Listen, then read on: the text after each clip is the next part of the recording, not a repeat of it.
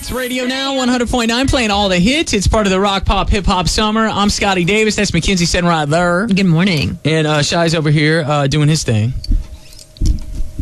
Makes it sound like I'm like over here touching myself or something. Well, I'm doing what he usually does. What you usually do. Right. Don't be talking like that. With we got comedian, actor, and singer, Oscar winner Jamie Foxx on the phone. Jamie, how you doing, man? What up, baby? In the house like furniture, down like gravity. Getting it in. I'm on the West Coast. It's an early rise. You know how we do. Hey, my boy from Terrell, Texas. There it is, baby. Let me tell you something. We got some Texas roots because my wife is born and raised in Pampa, Texas. Are you serious? Totally serious. It's something about Texas, baby. You know what? I did the Country Music Awards, right? Right. I walk out. I'm the only black person in the I saw it. 20-mile vicinity. I saw it. I saw the performance of George Strait's song you did. Yeah, man. It was unreal. And I come out, right, and everybody's looking like, what is he doing here? And you nailed it. And then when I said I'm from Texas, they went, yeah. So you know how Texas sticks together, man. Yeah. Shout out to George Strait. And I remember you telling the story that you actually snuck into a part of the city back then in Terrell, Texas, could have got your ass beat. Yeah, you kidding me? And I was like, I know I'm taking a chance, but I got to see George Strait because he does love music. So I go across the tracks. When I get over there, like, what are you doing over here? Yeah, what are you over here for? What are you over here doing, son? You're taking a chance, fella. Yeah, exactly. And I told him about that. Then I ended up doing the tribute with him. And shout out to him, man, and condolences. He lost his brother. Yeah, that sucks. I know you probably get tired of hearing this, but I'm going to say it anyway. I really think you are a role model, and I say that just because you have come from literally the bottom to the top of your game, and you're still getting better at it. Man, you know what? I was talking to somebody about this. I said, some people, when they taste success, they get relaxed and they say it's over. I actually say that it's a humbling thing, and shout out to your fans and the people that support you, and then you try to get better. You try to do better things. And as a matter of fact, as far as I'm trying to get back into. I got a huge comedy movie that I'm about to do with Martin Lawrence. We rebirthed our characters, the Wanda character from A Living Color and his Shanae character. We did a movie together called Skank Robbers. So check that out. So was that really real? I thought that was just something for the BET Awards. It was for the BET thing. And I said, Martin, listen, we'll check. I said, the minute we finished it, and I looked at it, I said, Martin, it's got to be a real movie. So we started then. I said, because when people see this, they're going to go nuts. And people have been going nuts over it. So look for that close to the fall of 2010. That's going to be hilarious. Jamie Foxx. It's crazy, man. Jamie Foxx is on the Scotty Show at Radio Now 100.9. Now, Jamie, you do music, acting, radio, comedy. How do you fit it all in? Like, what's a day like in the life of Jamie Foxx? You know what? We stay at it. It's like I keep my family around with me. My family works with me, so I don't miss them. But it's like, we just set everything up. Like now we're on this tour, man, which is absolutely barn burning. We thanks to Blame It. Thank you guys for playing Blame It, man. Oh, dude, it's a great you know song. What Blame It does? Blame It, for some reason, when you have a hit song, it makes your other songs sound like they're hits.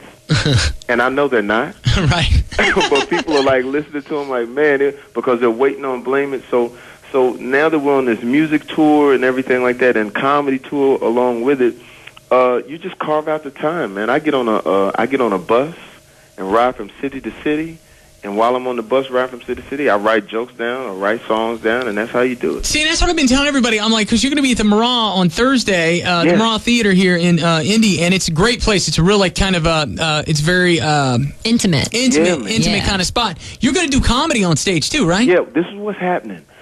It's music comedy commentary. I don't know if that makes sense. Yeah, it does. But when we did it in Las Vegas, we do the music and then we sprinkle, like, how usually people will take a break while people are like coming down from the music. We give them, the comedy. Like at one point, I asked the ladies, I'm looking for my independent woman. I'm looking for my Michelle Obama. If you're my Michelle Obama, I'll be your Barack Obama. If there's any doubt that America is not the most incredible country in the world. And look, and then that's how you transition to the song Independent Woman. So you feel what I'm saying? Absolutely. So it's something that it ain't I don't think people are actually doing that right now. No, but they're not. You get what I'm saying, and when we get there, man, I've been coming to Indianapolis for a long time, so we're gonna knock the doors off of them. All the indie ladies want to know if you're single, Jamie. Yeah, single deluxe. What are you looking for? Single deluxe. Are you looking for a Michelle Obama type woman? What do you look for? I really am. I said, because times is tough right now. Just in case I can't get some of these bills, somebody to help me out. You know, I didn't even know, Jamie. This is crazy. I saw the stand up years ago, the Foxhole, I believe it was called, Jamie from the Foxhole. Yeah. And you sit down behind the piano and you just did funny little songs on the piano. And I looked at my wife and I said, I didn't know Jamie Foxx could sing like that.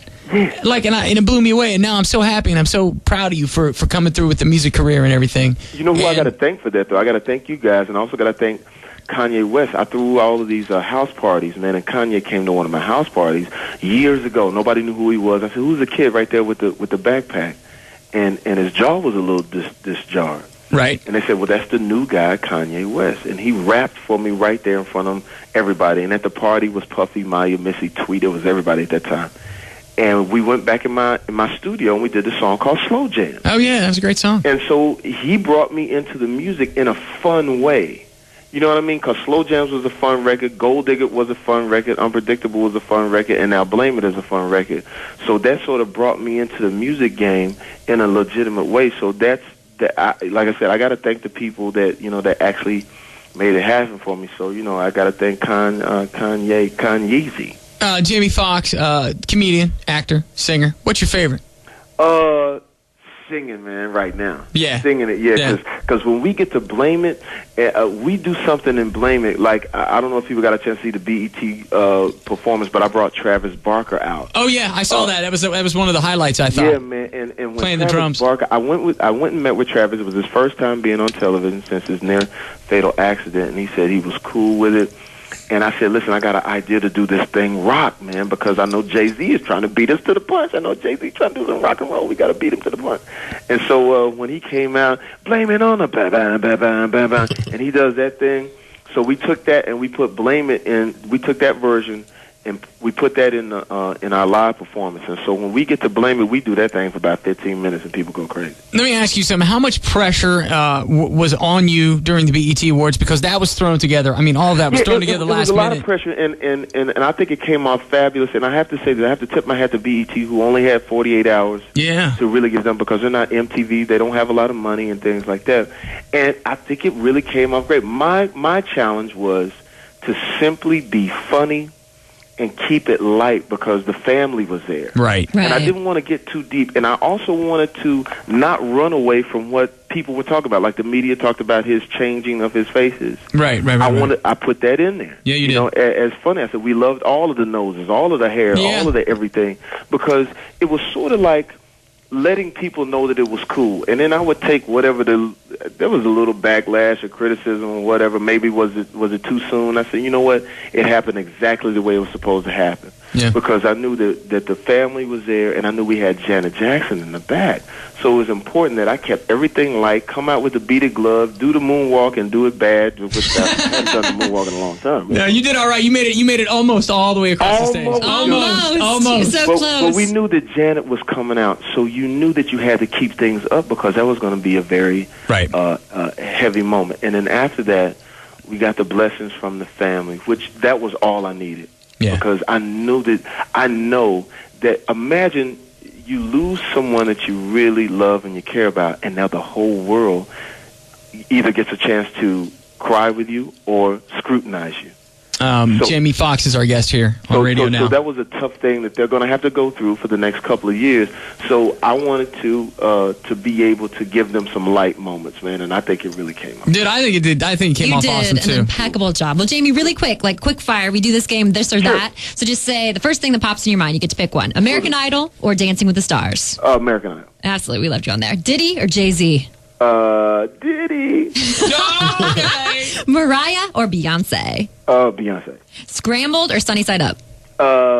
Scrambled. That's my man right there. Oscar or Grammy? Oh, yeah. Grammy. Damn. All right. Worst tattoo, tramp stamp or cartoon character?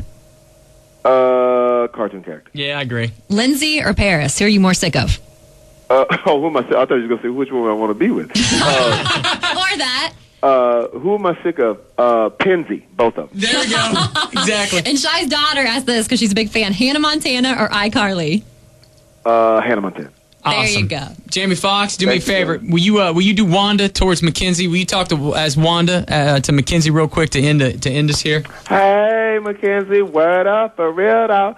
I got you, and I'm ready to go.